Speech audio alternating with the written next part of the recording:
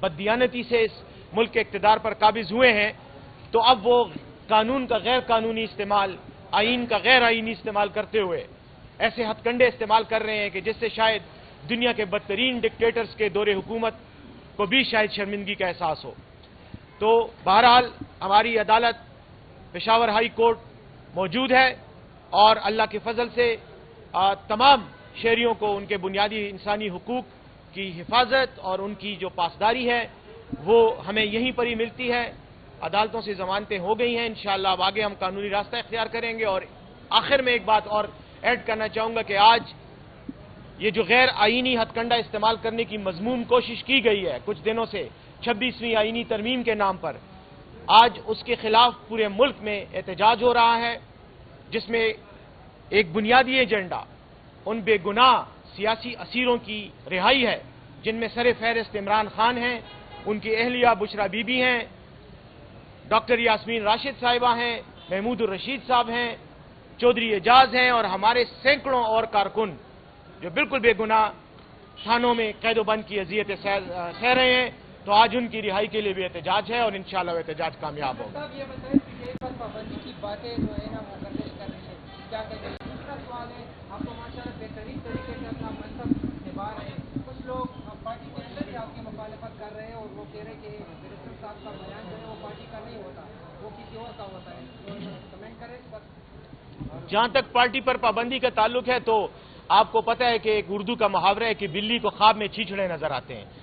تو ایک بلی لاہور میں اور ایک بلہ جو ہے وہ اسلام آباد میں بیٹھا ہوا ہے، ان کو خواب میں جب چیچڑے نظر آتے ہیں تو یہ پی ٹی آئی پر پابندی کی بات کرتے ہیں۔ میں یہ سمجھتا ہوں کہ یہ ان کی خام خیالی ہے اور یہ ان کا خواب جو ہے کبھی بھی شرمندہ تعبیر نہیں ہوگا۔ پی ٹی آئی ایک حقیقت ہے اور میرے خیال میں پاکستانی سیاست کے خاص طور پر ان لوگوں کو جو سیاست میں ایکٹیو ہیں ان کو اس بات کا احساس ہو جانا چاہیے کہ پی ٹی آئی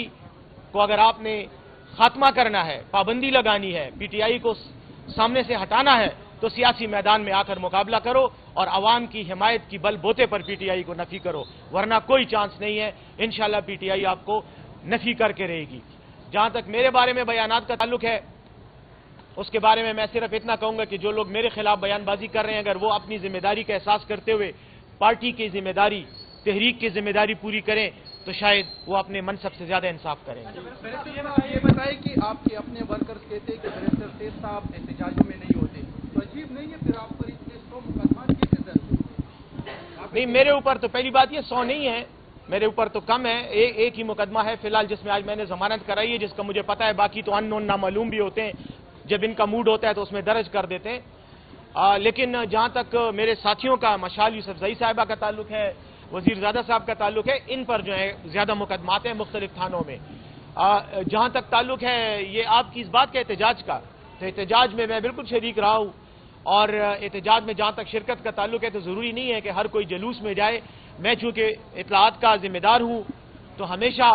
جب بھی احتجاج ہوتا ہے میں ہی آپ میڈیا کے ساتھ آتا ہوں اور آپ کے ساتھ مسلسل انٹریکشن کرتا ہوں، تو میری ذمہ داری کا تقاضا ہے اور مجھے وزیر اعلیٰ صاحب کا حکم ہوتا ہے کہ آپ نے احتجاج میں فزیکلی نہیں ہونا، آپ نے پیچھے پشاور میں یا کسی ایسی جگہ میں جہاں سے آپ میڈیا کے ساتھ انٹریکٹ کر سکیں، جہاں نیٹ کی سہولت ہو تو وہاں رابطہ کریں، اور اگر نہیں ہوں گا تو آپ کے جو شرارتی سوالات ہیں ان کا جواب کون دے گا؟ نہیں، انشاءاللہ جو جتنے بھی ہمارے اہلکار ہیں ان سب کے لیے قانونی کارروائی ہو رہی ہے۔ میں یہ سمجھتا ہوں کہ یہ سوال زیادہ مناسب ہے کہ مشال صاحبہ اس کا جواب دیں، کیونکہ یہ ہماری سینٹرل لیگل کوارڈینیٹر ہیں اور ان کی ذمہ داری ہے، یہ اس کے لیے کام کر رہی ہیں۔ لیکن اس ٹائم چونکہ اس ڈی چوک احتجاج کے بعد ہمارا کوئی 5400 بندہ اریسٹ ہوا تھا جو مختلف تھانوں میں تھا، اور جو بعد میں جہلم جیل، اڈیالہ جیل اور اٹک جیل بھی بھیجا گیا۔ ابھی بھی تقریباً ہمارے کوئی 743 لوگ جہلم میں ہیں، 400 پلس اٹک میں ہیں جو شناختی پریڈوں پہ ہے، باقی سب فزیکل ریمانڈ میں ہے، جس میں ایک ہمارے صوبائی منسٹر صاحب ملک لائقت صاحب اور ایک انور زیب صاحب ہمارے ایم پی اے صاحب ہیں۔ تو یہ جو ہو رہا ہے ایک ایف آئی آر سے وہ نکلتے ہیں تو دوسرے میں وہ نومینیٹ ہو جاتے ہیں۔ اس ٹائم ہمیں جو معلوم ایف آئی آریں ہیں تقریباً 100 تک ایف آئی آریں جا چکی ہیں، جس میں صرف 32,788 کی ایف آئی آریں ہیں۔ تو یہ چاہتے ہیں کہ ایف آئی آریں کر کے ورکروں کے حوصلے توڑے، اور جس طریقے سے انہوں نے 112 کی بات کی اور ہماری گاڑیوں کی بات کی، تو اس ٹائم پٹیشنز بھی فائل ہیں ہم نے اپنے لوگوں کی بیلیں بھی کی ہوئی ہیں. ہم اسلام آباد ہائی کورٹ گئے ہوئے ہیں ہمارے جو مشینری ہے اس کے لیے اور ہمارا جو سٹاف ہے اس کے لیے.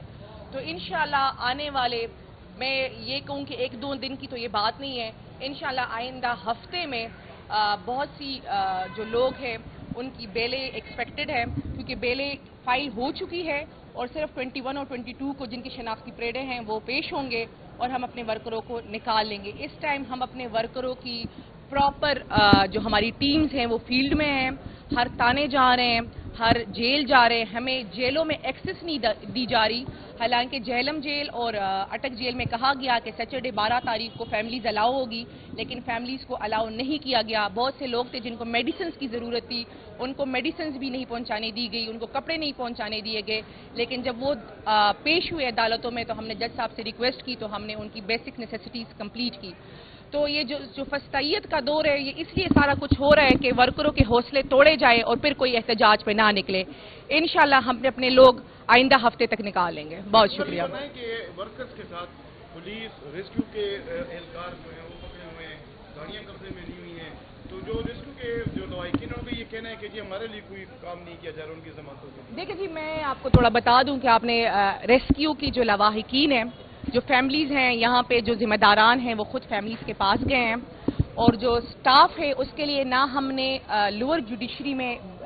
پراپر پروسیس فالو کیا ہے، بلکہ ہم اسلام آباد ہائی کورٹ گئے ہیں تاکہ جلد از جلد ان لوگوں کو نکالا جا سکے، کیونکہ وہ جی احتجاج میں نہیں تھے. ان کی ذمہ داری ہے کہ جہاں پہ وزیر اعلیٰ صاحب جائیں تو وہ ان کے ساتھ ساتھ جائیں گے. تو وہ اپنی آفیشیل ڈیوٹی پہ تھے تو بنتا نہیں تھا کہ ان کو اریسٹ کیا جائے، لیکن یہ صرف چاہتے ہیں کہ ہر طریقے سے کے پی پہ کریک ڈاؤن کیا جائے، کے پی کو سائیڈ لائن کیا جائے. تو یہ تمام حربے ہیں جو ناکام ہوئے ہیں اور انشاءاللہ ابھی بھی ناکام ہوں گے. بہت شکریہ.